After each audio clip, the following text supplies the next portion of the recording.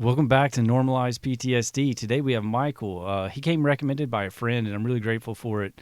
I wasn't really sure what we're going to get out of Micheal, and he came in here just dropping some knowledge bombs. So it was really enjoyable. I hope to have the depth of understanding of what's out there that he does. So without any further ado, here's Micheal. We are currently met with Micheal. Micheal jumped on. He was recommended by one of the friends that used to be a former RCC. And if you could just give a brief description of who you are. Sure. Well, thanks, Jonathan, for having me. My name is Mike Mack, and I'm currently retired. I fully retired last year, 2021, and I am an Air Force retiree. I spent 24 years in the Air Force. My dad was Air Force.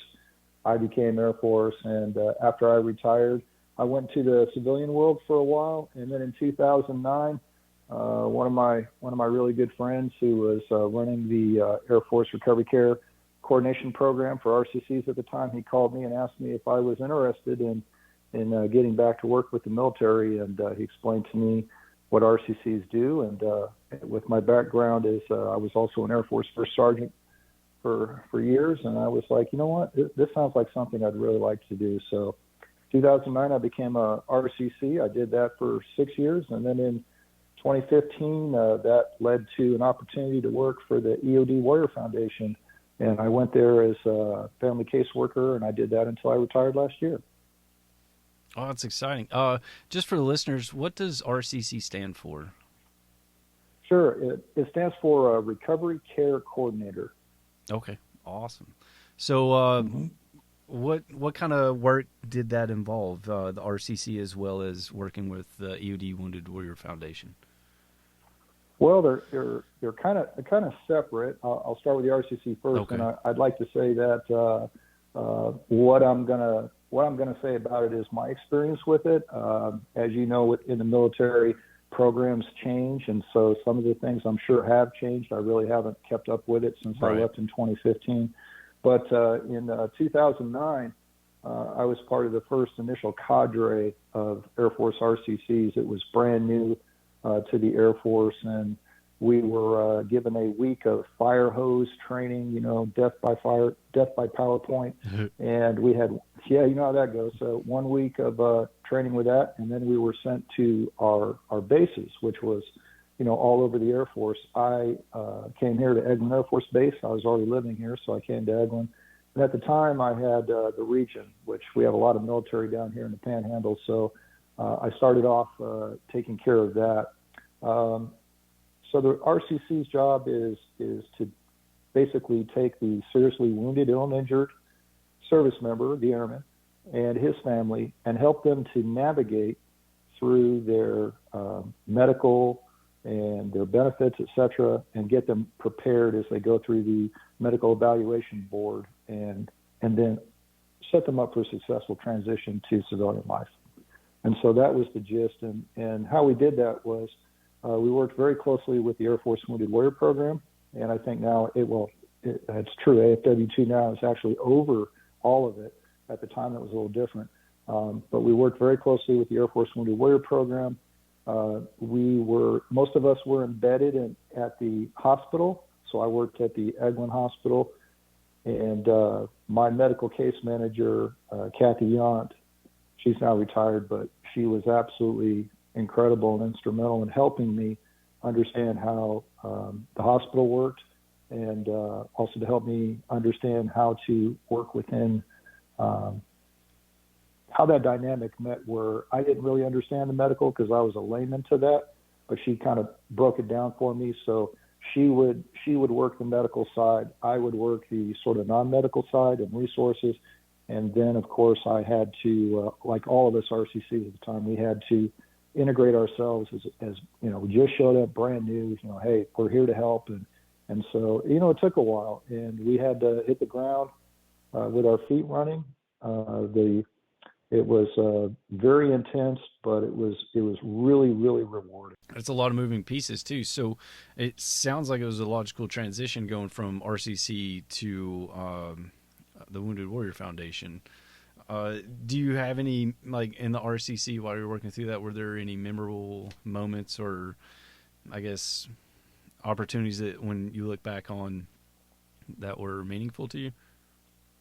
Yeah, I think the very beginning of it, realizing the task at hand. John Beckham was our big boss at the time. John unfortunately passed away of cancer some years ago, but he briefed us and he said something to us, and he said, your task when you go back is to make sure that not one of our airmen end up under a bridge somewhere. And I mean, the sincerity and intensity that came from him, it wasn't just another briefing. I mean, he meant it, and all of us took it to heart.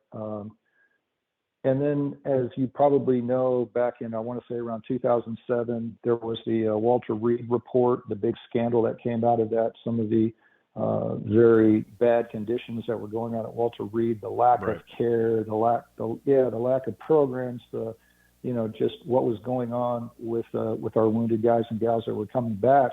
And so, the RCC program was kind of like ramping up around that time and shortly afterwards. So when I got to Edwin, I immediately saw that, there was a great need.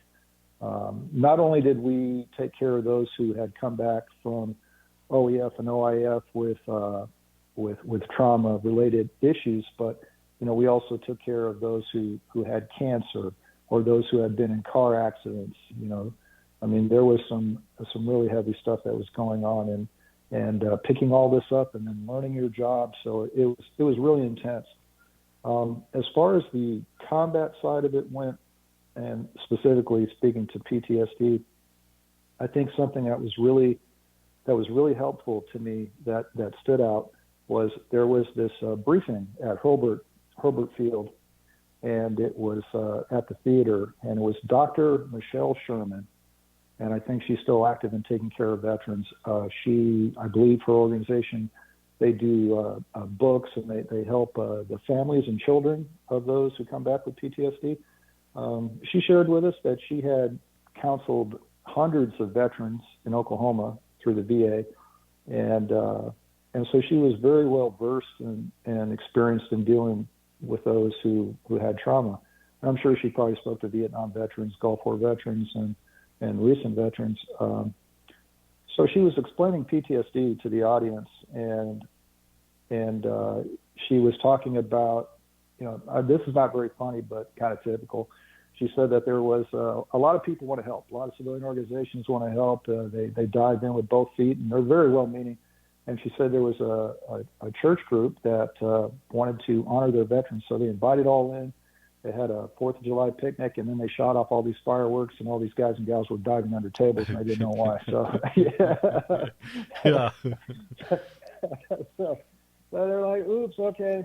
We better redo that next year, come up with something a little less intense. So she talked about things like that. She talked about triggers. She talked about the trauma. She talked about the warning, the warning signs, the symptoms. She talked about what is going on and what are the pitfalls and what is happening, and it was really interesting. And so she was done with her briefing, and then she opened it up for questions. And I don't remember any of the questions except one, and this is what stuck with me. And this young lady asked the question. She said, Dr. Sherman, does somebody with PTSD, do they ever get over it? And she thought about it. She said, no. She said, you don't get over PTSD. She says, however, if you learn what your trigger signs are, and you work to reduce those trigger signs, and you also work on yourself and what works for you. She says, you can have a wonderful, rewarding life. You can have a great life. You can have a new normal. And I walked out of there, and that's what I always hung on to. I always believed that. I still do to this day. If you're someone with PTSD or you have trauma or combat stress or whatever it is, I always believe that there's hope and you can have a better future. So I think that was a huge driving force for me. I didn't have all the answers. No one does, but that was my motivation for sure because I believed in that, That's even amazing. when many times I didn't see it. Yeah, yeah, Yeah, that's I'd even go like one step further for my own personal beliefs. It's not just that you can get a new norm. Like my internal drive is I feel like if I can break my brain because I do have PTSD, I feel like if I can hmm break it, I can fix it, in a sense. And I know that may be a crazy thought, but I'm on a personal pursuit in life to see if that's possible. And on the way, I have found personal ways for me to improve like the quality of my life. And yeah, and I feel like that's why I really wanted to have you on, because like you have more insightful knowledge for many examples, and I feel like you'll be able to share a lot of things that I haven't even thought of.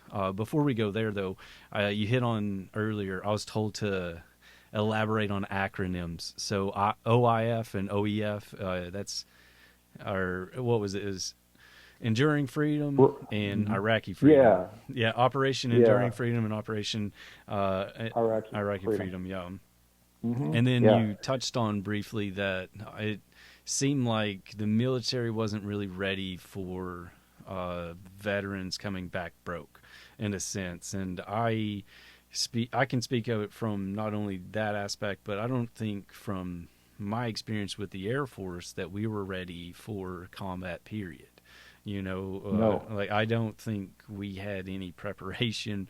There wasn't a lot of thought no. going into it, and it was more every bit of it was reactive. It's like, okay, there's a problem, we got to fix it, and then they go into fixing it instead of being preventive to it.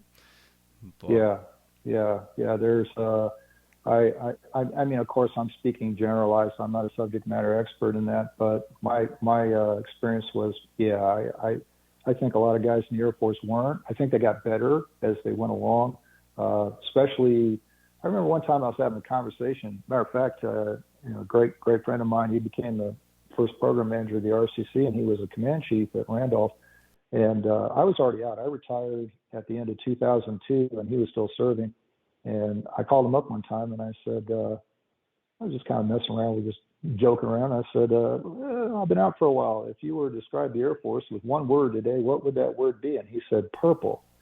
And I said, purple? What do you mean purple?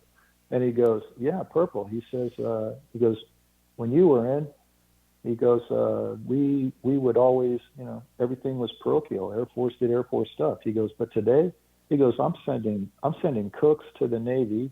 I'm sending trans guys to the Army.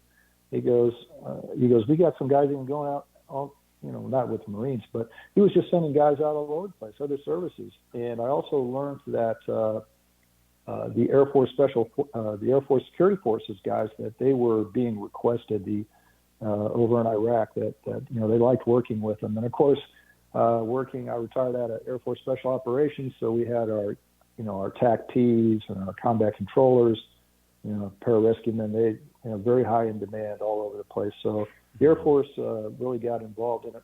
Another thing that's kind of interesting too is take for instance in peacetime, talk about your transportation airman, right? Your trans guy. Here's your trans guy. He's a grease monkey on vehicles. I was a grease monkey on airplanes. Your transportation guy, he's just doing his thing, and it's a vital service he provides. He keeps the Air Force running, logistics on trucks, etc. A lot of our trans guys were coming back with bronze stars, silver stars, combat ribbons. yeah, And I'm like, this is insane. What happened? And, it was Iraq. They were out there trying to get logistics and supplies from one base to another, and they were being shot at. So they started armoring up their vehicles. They started returning fire, and many of your trans guys became war heroes. There was a lot of things that were going on that weren't happening during peacetime. So, the color purple was a great word, and I think that that's just led to, I think, where the military is at now, becoming more integrated. yeah, absolutely. And unfortunately, I just got back from the EOD Memorial, and I was spending a lot of time talking to some of the younger EOD guys, and it almost seems like it's slowly digressing back to the way it was, and it's like, oh wow, like all those lessons that we learned and all the training that was in place to be prepared and ready for war, it almost feels like they are not seen as valuable now that we're not at war anymore. But hopefully, Yeah. hopefully some of those lessons stay in place. But we'll just Yeah. bring it back to the PTSD and your experience with some of the Sure. veterans and wounded warriors. So Yeah. did you have any experiences in RCC where you saw the benefits of what Micheal was preaching? You know, people with PTSD finding better qualities of life, and if so, like what did they implement?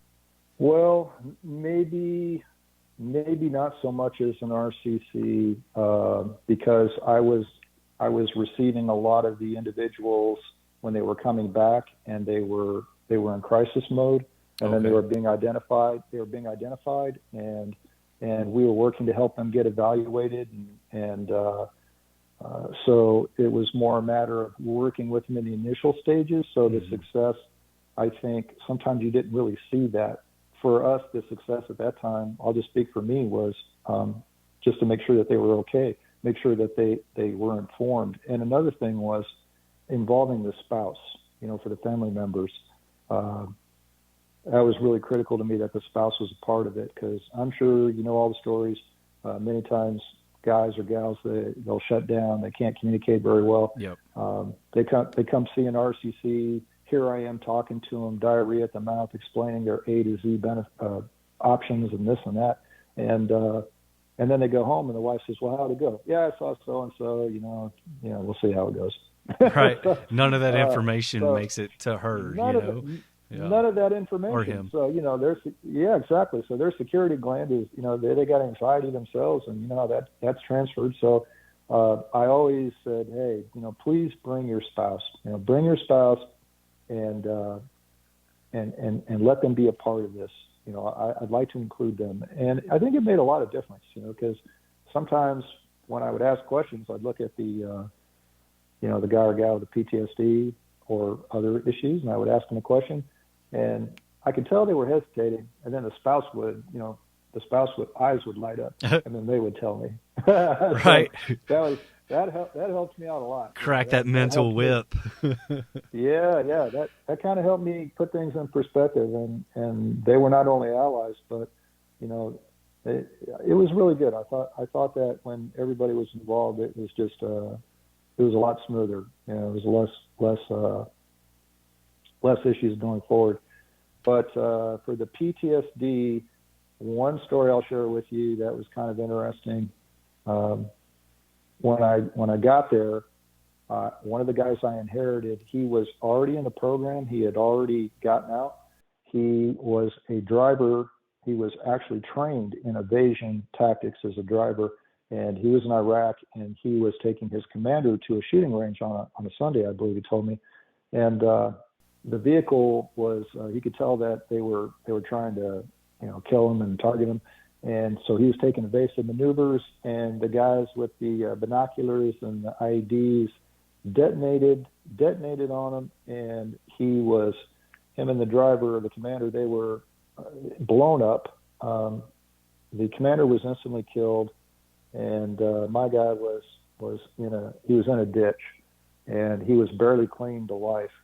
And when they got to him, he had his face, orbital bones, everything was kind of messed up. He was missing some parts of fingers and a finger too. He had a broken back. I think his legs were broken. I can't remember all his injuries. They were very serious. He was taken to the Cobb. He was taken to the base that they were operating out of at the time.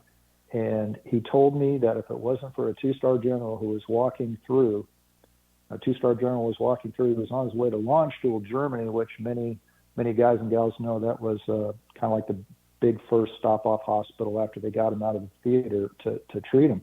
Right. He says, "Do you have anybody who needs to go to Landstuhl?" And they pointed to him, and they said, "Yeah, this guy probably needs to go ASAP." And he says, "Put him on my plane. I'm going there tonight." And if that general hadn't have done that, my guy would have lost his arm. So he was also a limb salvage as well. Wow. And they saved his arm, but he ended up at Walter Reed. He went through, I think, about a year and a half of surgeries. And while he was there, and I know a lot of guys can relate to this story, his wife left him. Yeah. He was kind of newly married. She wasn't used to the military, never grew up around military. And so when our guy came back, he was laid up in a hospital, completely broken, and she left.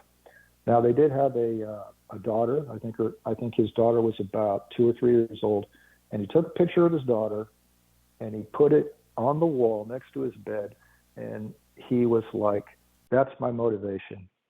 I am going to get out of here for her." And he went through all the surgeries, all the rehabs, and he came back. He came back here to the base I was at, and he went through the MEB, and he actually had a job working in civil service. So, and when I met with him, I was instantly just impressed with how well spoken he was, how upbeat he was. Yeah. And I was talking to him and asking him questions, and he was engaging back to me. And all the ladies at the hospital loved him. I worked in the TOPA flight. And when they saw him, they called him by his first name. They just fawned all over him. And I said, "Why do you guys love him so much?" And they said, "Oh, because he's so appreciative. He's so nice. And, he's just so kind." And I was like, yeah, he is all that. And they really liked him. I also saw him speak. He was a very good public speaker. He was in demand. He would go to Airman Leadership School graduation banquets, and he would speak. And I saw him speak in front of a group of doctors, nurses, and med techs, and he talked about his story. He even had PowerPoint slides, showed some pictures. I was totally blown away. I was like, man, this guy needs to get on a speaking circuit. Hell, he needs to run for Congress. This guy was really impressive young man.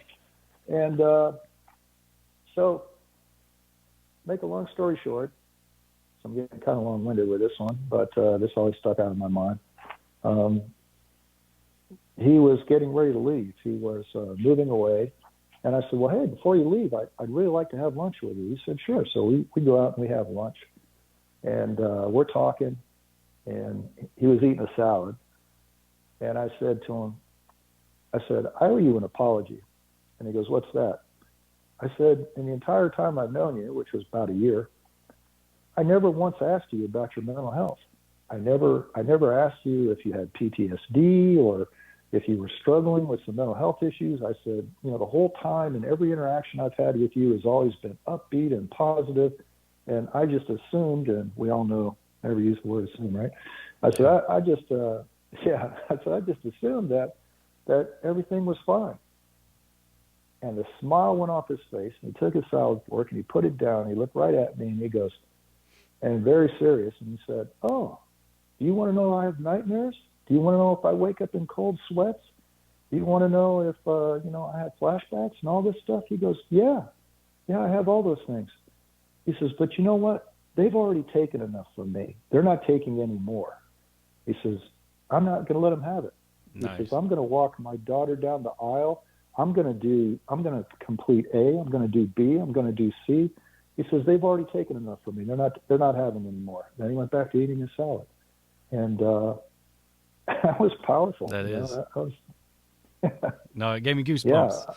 Yeah. I've heard similar stories from other guys that are in my community, and it's just like, it was like, sure, it's gonna suck. I already feel all this inside, right, but it doesn't have to control my life. It doesn't mean I have to cower. He's like, it makes it harder for them to do certain things, but they're like, I'm strong enough to push through that, and I'm like, right on. Yeah. So and this young man. How's he doing today? I mean, I couldn't tell you, but what I do know about him is that he got married, he started a new family, and everything from the outside looks really good. But he taught me. I mean, it was a case of teaching me. A lot of these moments were teachers for me, but that was a positive moment for me because, again, that was another guy who, he really did suffer a lot. He lost a lot, but he was doing well. He knew what he had to do, and he was doing what he had to do. Yeah. Before we move past the RCC time, I just something kind of stuck out, and you were talking about the support group, getting the wife in, and I that's a really big one for me. Like, I feel like the stronger your support group is, the better they can be for you. And part of that is something that you just hit on, and it's them being informed. Yeah. There's a lot of people that deal with their PTSD trauma with a psychiatrist, which, that's amazing.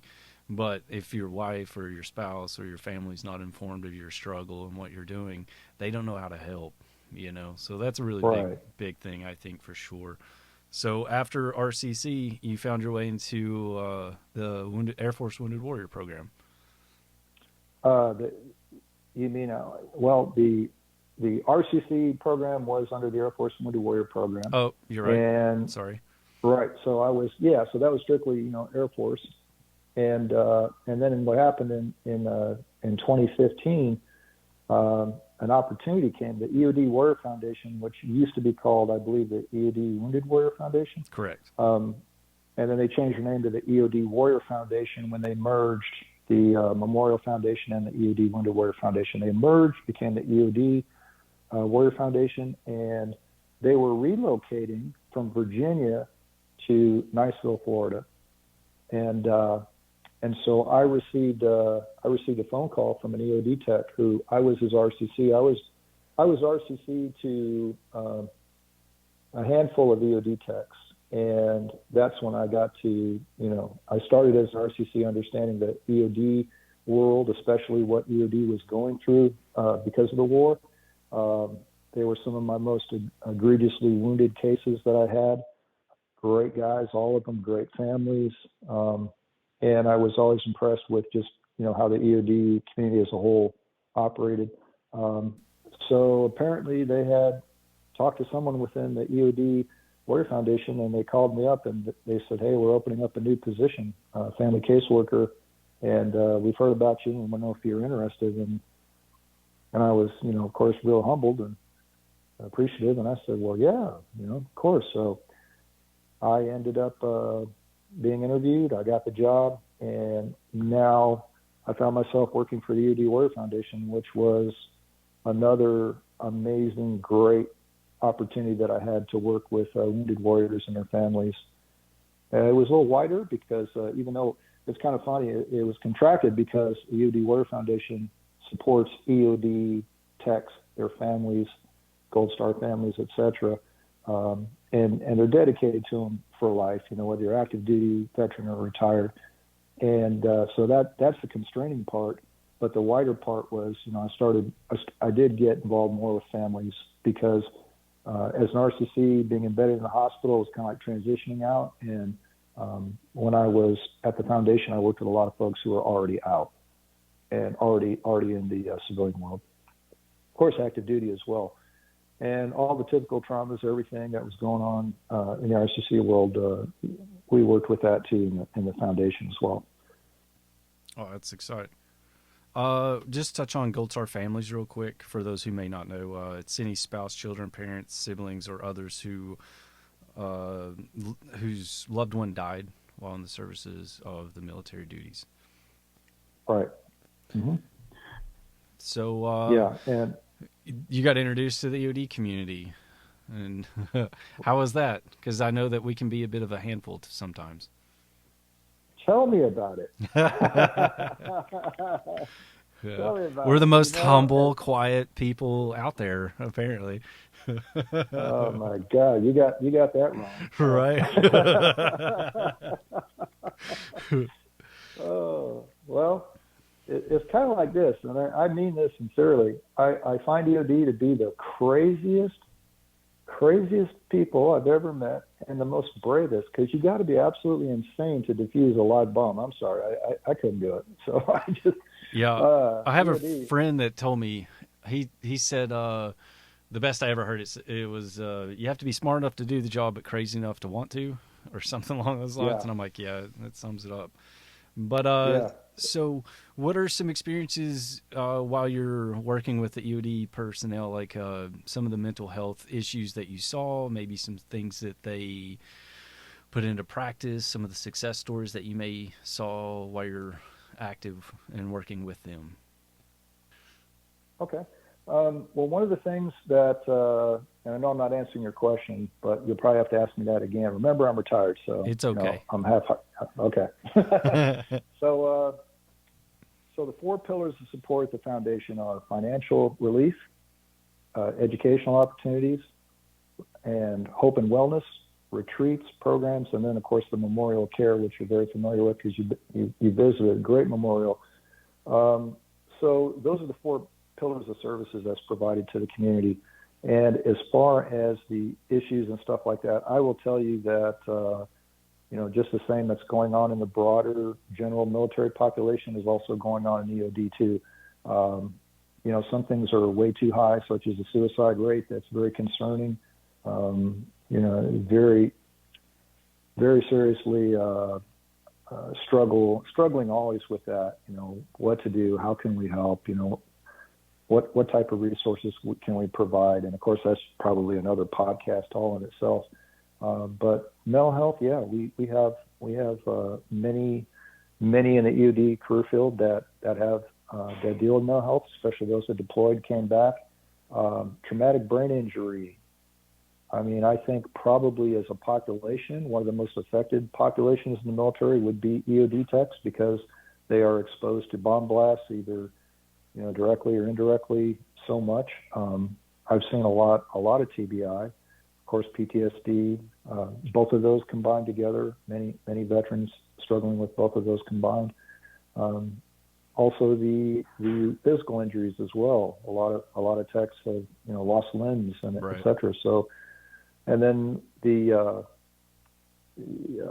would say secondary PTSD in the families. I think that's prevalent. Not just EOD. I think that's prevalent across the military because of that stress and dealing with someone who's going through that and struggling and in a bad way, not in a good way. So we saw all of that and do work with all of that and through the programs. And one of the things that when I came over from the recovery care program, one of the things that we did was we put together the EOD resource library. So many of those things started out from how can you help someone transition out of the military? They're resources. There's some really good resources on there. Excellent, by the way. Not really good. I think they're excellent. And they're pertinent. So from someone who's transitioning from the military to looking into employment or education, caregiver, warrior resources, et cetera, it's there. We've listed it. And we tried to keep it, I wouldn't say short, but not really long. I didn't want to just throw everything out there that was available. A lot of them we tried to vet, make sure that they were good. So we brought a lot of it from the Air Force Wounded Warrior Program, and I would say all the Army, Navy, Marine Corps, all those programs, we share a lot of cross information in common. So the National Resource Directory, just a lot of good stuff, and that was important, having those resources available for the community. And so I tried my best, and I thank all the RCCs. They do a great job. All the folks that are involved in this, they do it because they want to and they care. So having available access to information, talking to the people that run these programs, getting to know them, seeing what they do, making sure that that they're good programs, et cetera, and just having those available to the community at large was really important. So that was one thing. The Hope and Wellness program at the Eod Warrior Foundation is amazing because they work with the techs to get them into programs. They work with couples that are struggling. They work with families, including all the families. So just fantastic programs. And of course, there's the education side, the scholarships, et cetera. So right. I was really grateful to work for Eod Warrior Foundation because I think they're one of the top-notch programs in the country. Yeah, I'm biased, but I think they do a fantastic job, and the services they provide are just awesome. And I've seen it in action. Yeah, I agree, and I'm definitely biased too. There's one thing you hit on that I don't think I've ever had anyone speak to yet, which I think is really important, and it's secondary PTSD. The impact on the families that it has for individuals that are struggling before they realize that they have problems and start dealing with things in a healthy way. There's a period there where you're impacting families are being impacted in a very negative way, and Yeah, I was just wondering if you could maybe speak to that a little bit more, like things that those families did to improve the situation, until that individual was ready or anything like that. Right. And of course, going back to what I said earlier, I am a jack of all trades, master of none, with no titles after my name. So I'm not professionally expert qualified to speak on what to do. What I will say, though, is that what's interesting is inclusion. We talked about inclusion, getting the family included, and really encouraging them to take part in some of the programs that are offered. And many times when that happens and you build trust and you build communication, you get to know people, then they start kind of opening up and saying, well, what about this or what about that? And many times that leads to, well, hey, there's this program or there's that program, and make that connection and help them get there. And sometimes that's a smooth process, and sometimes it's not. And then what can be frustrating is, and that's whether whether I was in the RCC world or otherwise, is when you have all this stuff out there for folks and they don't take it, and Right. you have to understand that sometimes that's going to happen. It's like, here's the gourmet feast, or here is the road to what you need here or what you need there, and they're like, yeah, but I can't do that now, or I don't want to do that now, and you got to understand that. You have to roll with that. But yes, I would say. I also feel a little bit Go of ahead. that. I don't know where to look for information to get help a lot of the times, and then Right. I feel like there's so much information out there that it's almost overwhelming to get started. So that's definitely why There. I'm trying to reach out to as many Yeah. nonprofits that are working out there as possible. Just summarize what they do, as well as give a Right. person, I guess, it's easier just to hear someone talk about it real quick than it is to spend 2 hours reading through like this website and that website. So that's my goal, is to hopefully eventually just, hey, check this one out and this is what they offer, kind of thing, because Gotcha. it's overwhelming for sure. Yeah, and I would say yes, you're right. I'd say you're right. It can be overwhelming, and not only that, but scary. I give a lot of credit and a lot of praise to folks that come forward and say, "Hey, I got a problem. I'm struggling. Can you help me?" That's not easy. Sometimes, if you're not in someone else's shoes, you think, well, duh, of course, but no, I mean, Yeah. sometimes it takes a lot for someone to come forward and say, look, this is going on, can you help me? Or I've got this problem. And I mean, that's the first step, right? Yeah. So And I find it's the hardest. yeah, yes, yes. And then once they do that, it's like trying to work with them, to keep engaging with them, and keep promoting them and supporting them so that hopefully they will make that. And another thing too is I would tell you that probably the best thing is to give options, not to overwhelm, but maybe to kind of try to generalize it down, not generalize or specific what it is that they need, and then lay it out there, let them look at it, let them decide, because you have to decide for yourself what you want to do. Right. That, and we're all unique. We're all unique and yeah, different, and different yeah, things are going to work for different people. And yeah, I definitely see that exactly. for sure. As well Yeah, as and I feel like a lot of people get irritated because there's not a quick fix. There's not a switch. It oh, doesn't go from like sucking to not sucking. It's a process, and the more consistent and the more time and more effort you put into bettering your mental state and the quality of your life, the better it gets. But it's a yeah, process. yes, yes. You bring up a great point, and I saw excuse me, I saw, experienced, and worked with folks who were going through that, and it's hard, especially individuals who are trying to either deal with finding the right mental health counselor, trying to get their VA benefits, trying to get into the VA medical programs or mental health programs, and then either running into somebody who may not be savvy enough in trying to figure out what this person needs, or treating them like a number, or giving them the runaround. Many times, guys and gals with PTSD, they would get so upset they would just shut down, and then they wouldn't seek care, and then they would have a very negative opinion of something. And so I understand that. I do. I get it. You know, hey, even to include me, I'm not going to sit here and say that I met everybody's needs and I was perfect. You're talking about human beings. Yeah. Human beings aren't perfect. Situations are messy. So sometimes even my best efforts would backfire, and you know, I go, well, am I the problem? You know, I question myself. So yeah, it's a lot to work through, but you don't give up. You know, you keep the hope, and you keep working it.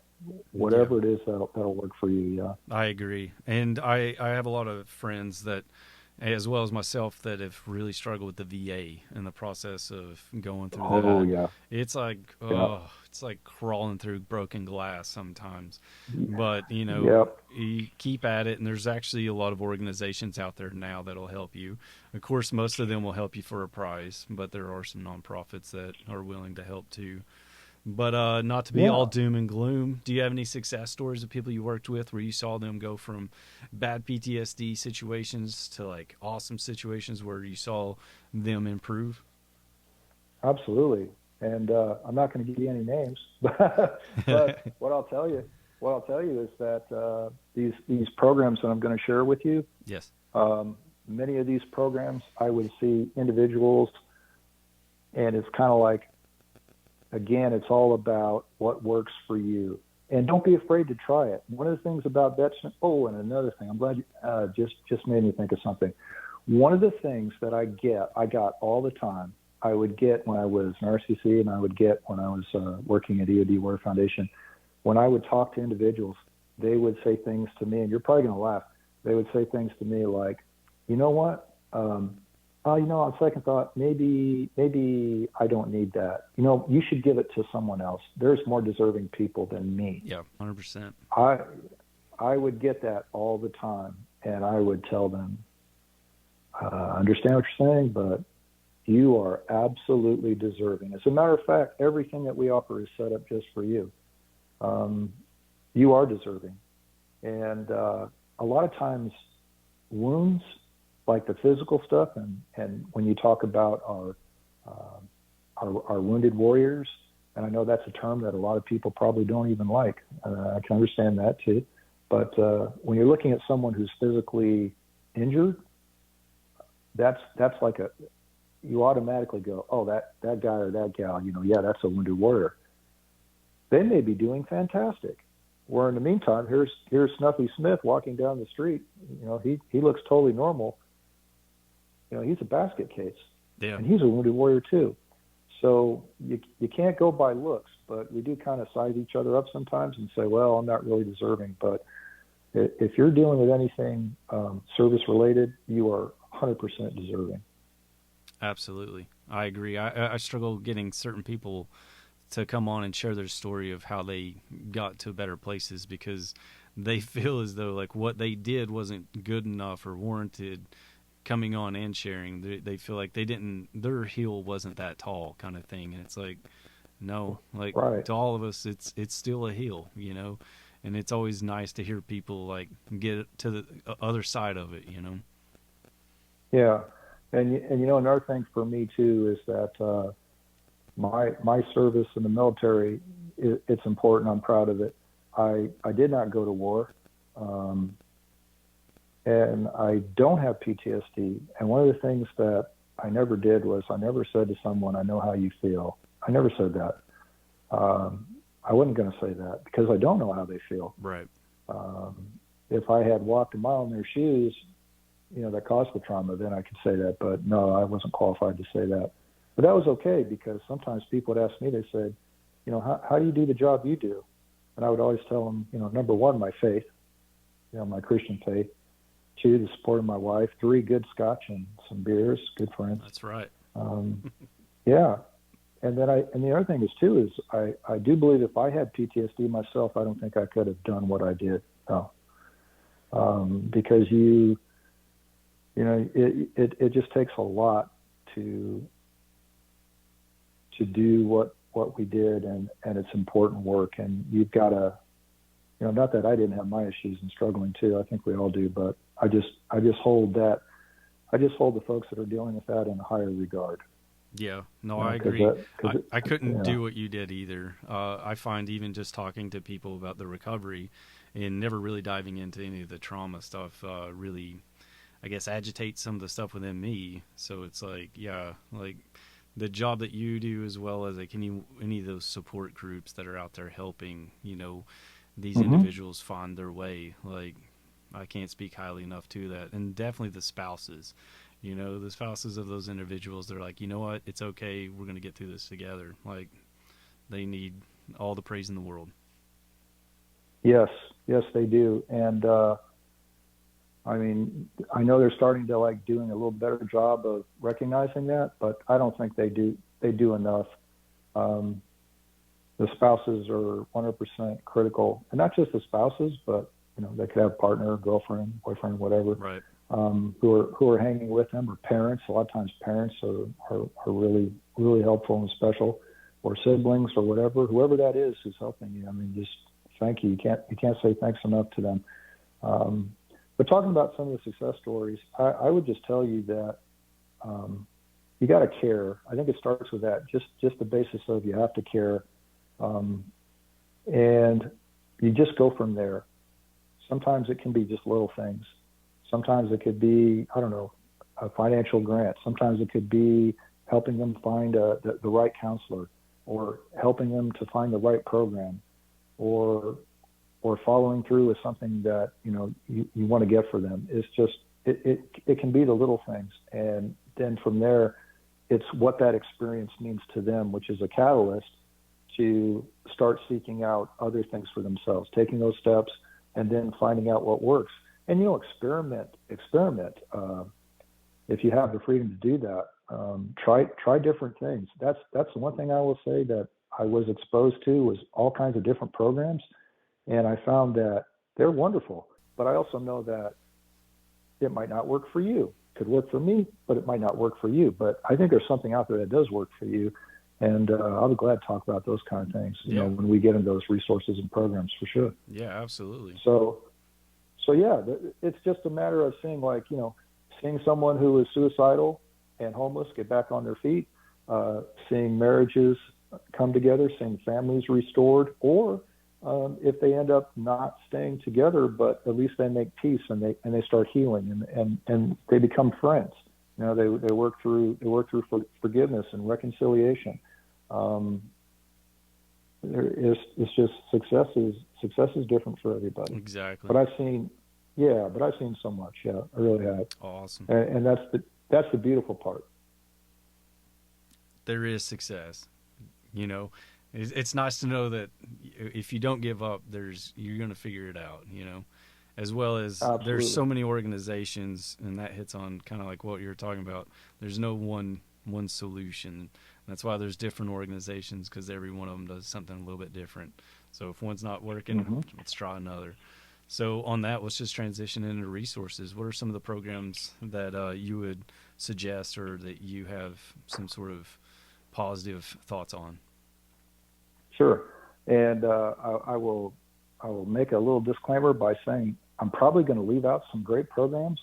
So if I do, Right. I'm sorry, but I'll direct you to a couple spots you may be able to find some more. That's why I But don't send one Christmas cards. I can't ever send them to everybody. I always forget somebody and they're mad. yeah, right on. So Boulder Crest Foundation, number one.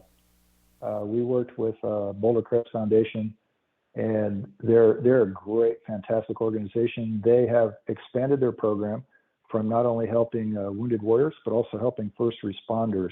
And Boulder Crest was started by Ken Falke. You may know him. He's retired EOD Navy chief.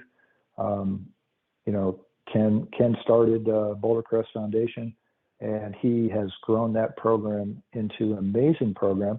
They started out in Virginia, then they put a location in Arizona, and when they're done, they're going to have 10 locations. So they have multiple locations now. And the program at Boulder Crest Foundation, which if anybody's listening to this podcast and you have PTSD and you are struggling, I encourage you to go to Boulder Crest Foundation and contact them. Absolutely. The program. I have a Mm-hmm. friend that went, and it definitely changed his perception on where he is, what he wants to do, how he needs to go about changing things. And yeah, I speak Yes. highly of that for sure. As well as they don't teach Yeah. you, there's not like one solution. They give you opportunities to try all these different things. And it's like, do 10 things, 3 of them are going to be beneficial to you, and it's just, I like that approach for sure. Yeah. Yeah. And I have found them to be one of the best programs I've ever seen for those who are struggling with PTSD. I think it's an amazing program, and the thing about it is that if you apply to them and you're accepted and you go through the program, they do everything for you. You don't even have to. They'll fly you out there, they'll house you, they'll feed you, they'll put you through the program, take you back home. And the great thing about them is they do follow up. They do follow up. Follow up's very important. I think you might see maybe a lessening of some of the organizations and programs that used to be available to our combat warriors. I just kind of say that. I don't know. I'm kind of out of things, but you know how it goes with America and its wars. When the war's over, you start seeing less of the thank you for your service, less of the military. Yeah. So I don't know if there's a downturn in that, but thank God Boulder Crest, they're actually increasing the programs they're offering, because the truth of the matter is, just like with the Vietnam veterans, their PTSD is still there. It didn't go away. And so our guys and gals that are coming back from recent wars, they're going to be dealing with this, as well for years to come. And I would say there's probably a big population of veterans who still haven't come forward to take care of what's going on, their trauma. So Boulder Crest Foundation, one of the number one programs for sure. And it's called the PATH program. It's a progressive alternative training for healing heroes. And it is a fantastic program. They do it for warriors. They do it for families. Within Boulder Crest, I believe they also support songwriting with soldiers, which takes couples. It could be, a husband and wife couple that are struggling, etc., and they go there and they're able to get out what's going on, and it's just a really positive program for couples, and I've seen some amazing results from that. The other thing I think is helpful is you've heard of this equine therapy, horses, working with horses. I've been to several equine therapy events with wounded warriors, and just watching the interaction with horses and people, and through a guided handler, and how that works out. And some guys, it takes with them, or it helps lead them into other therapies too. VA programs, the VA takes a bad rap, and rightfully so. Unfortunately, sometimes you call one VA and you're getting a great person, you call another VA and you're getting a person who's not very helpful. You know how that goes. But but their programs, I think, they're starting to get better, especially their holistic programs, programs that don't involve medications. And I'm not anti-medications, but in the long run, everybody, I'm sure, wants to be not on medications. They want to be doing practices that are holistic and make their bodies and their minds healthy. So, so I think the VA is going in that direction, and I'm glad to see that. Let's see, what else is there? The Invictus Project out of Colorado, using HBOT, ketamine, other therapies. HBOT in general, hyperbaric. Not everybody loves HBOT, but I've seen tremendous results with HBOT. There's an organization, I think, out in California, and they're also popping up in other places, that are doing the electromagnetic pulsing of the brain. These type of things there to help modulate the brain waves, which has been shown to be successful with PTSD or TBI and other issues. There's just so much that's coming out. I think it's getting better overall, and I like to see that.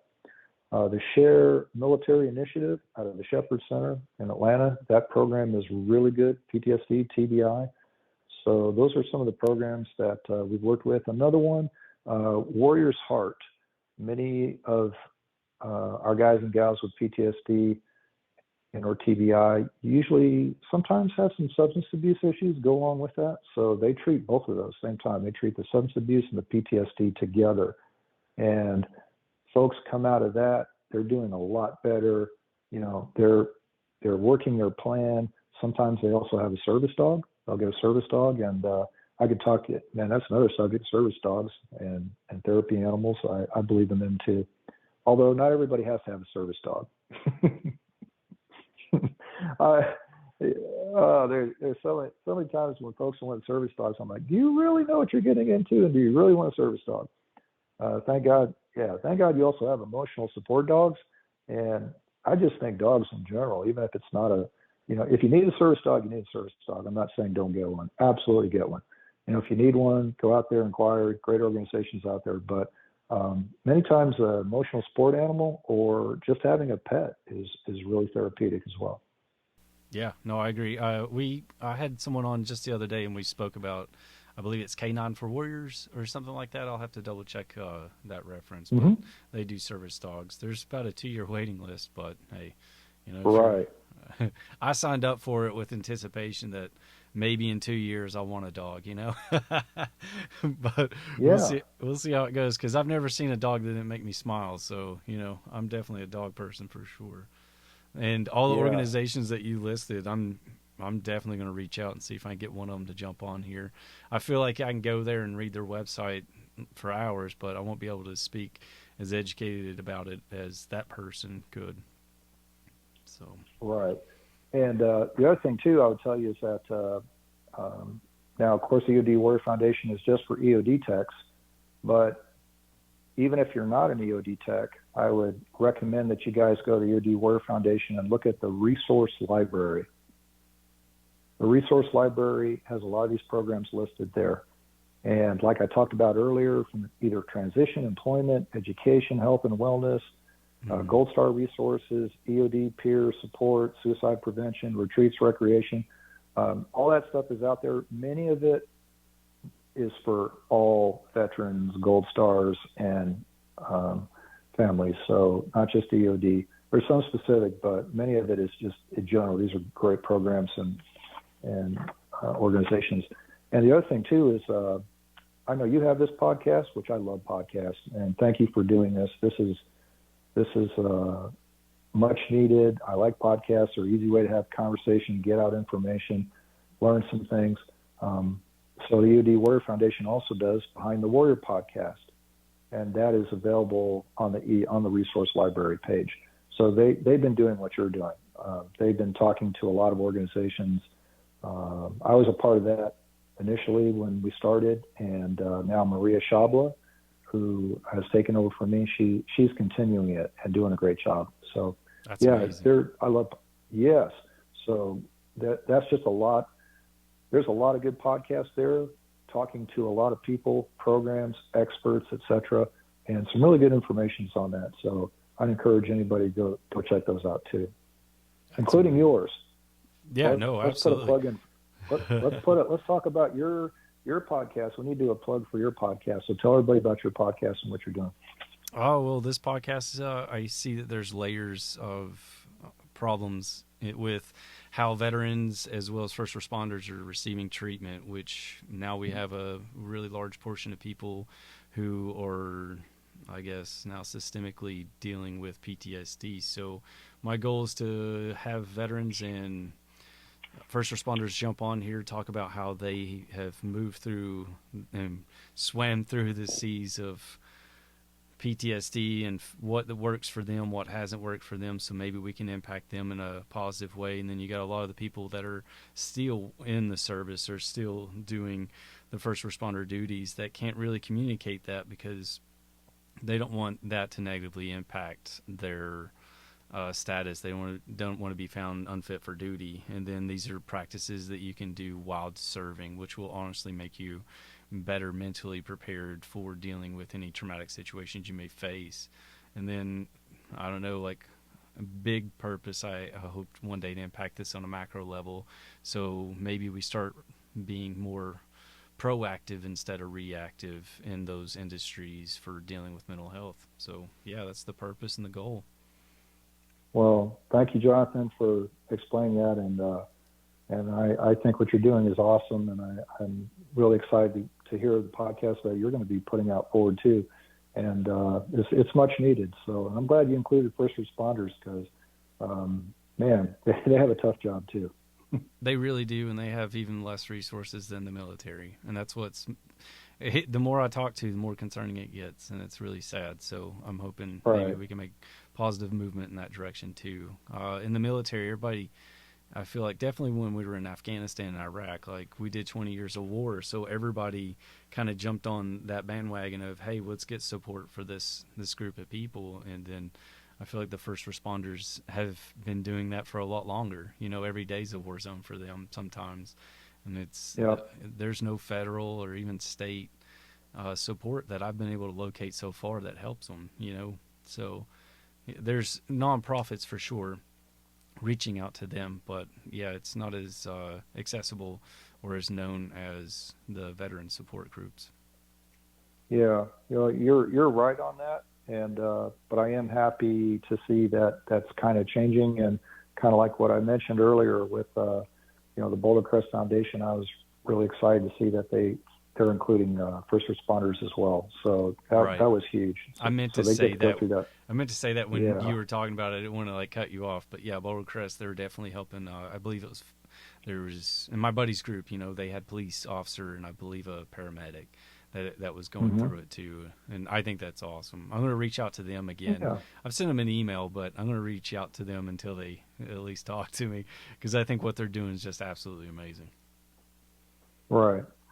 And then, some of the other things that I kind of saw that really helped individuals, different ones, but just some things that I saw, and these are things that, of course, you read about, everybody kind of knows them, but if you don't do the work, like we said earlier, it won't help you. But if you do the work, these things can really help. And one was exercise. I mean, I think exercise is so important to keep the brain functioning, etc. Sleep, sleep is critical. Many guys without sleep just exacerbates the issues that they're having. Self-care, whatever that is to you. Meditation. I have found that meditation is very helpful, and I've even done it myself, and I think it's a great tool. So meditation, there's lots of great meditation apps out there. There's meditation programs. The Eod Warrior Foundation works with the David Lynch Foundation in offering TM scholarships, so that's out there. Pursuing new things. And one of the things, sort of, when you're feeling anxious is, have you heard of the 4-7-8 breathing technique? Not the 4-7-8. I've done something similar to that. It was 4-4-8, but yeah. Yeah, I think they're called, you're probably called different things. It was taught to me the 4-7-8, and it's just basically breathing in through your nose to a count of 4, filling your stomach and then your chest until you're fully expanded, and then holding your breath, and then 5, 6, 7, and then on 8, you breathe out through your mouth. And you do that 3 times. I don't care where you're at. You're going to change. Yeah, I agree. It'll de-escalate your situation quickly. Yeah. So that's just a little simple, like you said, a quick de-escalation for you. But no, that stuff, all these things here are just great programs, and I've just been blessed to be a part of it. And I believe in the future for everybody who's going through these issues. My heart goes out to them. My prayers go out to them. But there are programs out there, and they're available. And they're out there. So many people and programs and organizations waiting to take care of people. Yeah, I agree. And I really appreciate your insight and kind of pointing us in the right direction to get more information. I'm definitely going to go digging into some of those, and I will add every organization or anything that you referenced in the show notes so it's easily accessible to anyone that's looking for any more information. And then right before we wrap up, I just want to give you an opportunity to touch on anything you feel like you might want to, or anything at all. Sure. Okay. Well, as far as the other resources to put on there, I would definitely, of course, the Eod Warrior Foundation Resource Library, the VA Federal Benefits Veterans Independent Survivors Handbook. That's out every year. You can actually Google that. You can Google a lot of these. The National Resource Directory. Here's another one, especially for family members who've lost a loved one, if it's been recent or it's been a long time and they're still struggling with losing a loved one in the military. And that's TAPS, Tragedy Assistance Program for Survivors, an outstanding program. They do great work with children, Gold Star families, parents, siblings, etc. And also, I had a EOD tech who lost his wife, and they helped him and his children. So just a really great organization. The other thing I would say, too, is know who your county veteran service officers are. I've worked with our county VSO here for many years. She is amazing. And you should know who your VSO is because they're the ones who are going to help you get access to your benefits if you need to do a claims readjustment, getting you referrals to the medical side, etc. So knowing your VSO is real important. You probably wanted to ask me what books I recommend, right? Okay, here we go. So the first book goes back to the PATH program and Boulder Crest Foundation. This is called Struggle Well. This is by Ken Falke and Josh Goldberg. This book I recommend for every individual, spouse, family member interested in those who struggle with PTSD. This is an amazing book, and it is not only informative, but kind of helps lead the way to recovery and a better life. So great book. The second book would be War in the Soul by Dr. Edward Tick, Ed Tick. War in the Soul by Dr. Ed Tick. And this book helps explain what PTSD, Dr. Tick was instrumental. He was kind of like one of the founding fathers of the modern PTSD movement after the Vietnam War. So in helping those with PTSD. So it's a great book. I really recommend that. Another one would be Why We Sleep by Dr. Matthew Walker. This guy he's been on talk shows, on YouTube, but my former coworker, Sherry Beck, and I, we attended a seminar on sleep at one of the Mobile, Alabama veteran facilities. And this doctor, he was retired Air Force, he came out and he talked about sleep. He actually showed a video with Dr. Matthew Walker. And when I walked out of there, I was just like mesmerized because he'd been working with guys and gals with PTSD and the effects of sleep. The VA did a study and the effects of sleep deprivation in PTSD and just how much harder it is to get better. So, all of this is integrated, and I would recommend that. And then the last book would be read a book about a Vietnam POW. Anytime you think that you have a bad day or you've had a rotten life, read about a POW. Books I've read about Vietnam POWs too would be When Hell Was in Session by Jeremiah Denton. Another one is Color of Night, I think, by Robbie Reisner. And then I have one here that was given to me by Greg Middleman. He's the chairman of the Eod Warrior Foundation. I haven't read it yet. It's on my list. It's called 5 Years to Freedom, the true story of a Vietnam POW. Looking forward to reading this. I would say that I get so much out of this because just when you think you can't do something and you read what these guys do, it's fascinating. There's a lot of good information in this, a lot of life lessons. So I would recommend those. And the last thing I'd want to leave with you is we did an interview with Tonice Krueger, Dr. Tonice Krueger. She is a counselor here in the local area, and she's married to an EOD tech. Go figure. So, so we interviewed her, and it was a two-part, and it was about PTSD. It's on the Eod Warrior resource library under the podcast.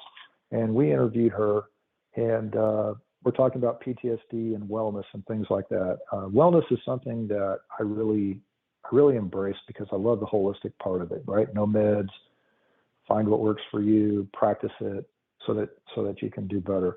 So she said this, and I wrote it down, and I taped it on my computer, and I looked at it all the time. I still look at it today. It works for me too. And it goes like this: wellness, a conscious, deliberate process that requires a person to become aware of and make choices for a satisfying lifestyle. Yeah, that's powerful. Yep. So that kind of sums it up. That's amazing. Well, I really appreciate it. This is dense, and I love it. Like that's my favorite topics and my style. I like to. I'm going to go back and listen to this probably 2-3 times, and dive into the references you suggested. I did read "Struggling Well." I also like that book. It was great. The other ones I haven't, but I will order. It'll go on the stack, and I'll get to them when I get to them. But I really appreciate you coming on and dropping all the knowledge. It was really enjoyable, and I appreciate it. And I appreciate your time. Oh, thank you, Jonathan, for having me, and God bless you and your podcast. And look forward to hearing some more great interviews that you're going to have with upcoming guests. And wish you all well, and enjoy that great weather in Hawaii. Oh, I will. Thank you so much.